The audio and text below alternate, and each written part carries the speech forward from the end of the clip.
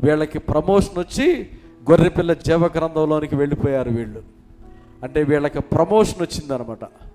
దేవుని బిడ్డలారా, ఇది సంఘం యొక్క నిర్వచనం. పరలోకమందు వ్రాయబడి ఉన్న జ్యేష్ఠుల సంఘం.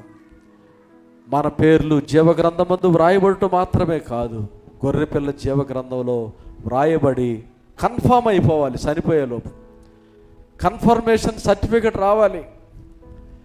వీళ్ళు పాస్ అయ్యారు, వీళ్ళ పేర్లు గొర్రెపిల్ల జీవ గ్రంథంలో రాయబడినాయి అంటే ఇంకా వాళ్ళు వెనక్కి రాదనమాట. ఆ పేర్లు ఇక అక్కడ వరకు వెళ్ళిపోవాలి. అంటే నాకు తెలిసినంత వరకు దేవుడు ఒక పరిశుద్ధ పడేటువంటి ఒక ప్రక్రియలో భాగంగా గొర్రెపిల్ల జీవ గ్రంథంలో ఆ పేర్లు రాస్తాడనమాట. జాగ్రత్తగా వినాలి దేవుని బిడ్డలారా. కాబట్టి దేవుని దగ్గర 3 గ్రంథాలు ఉన్నాయి ప్రధాన.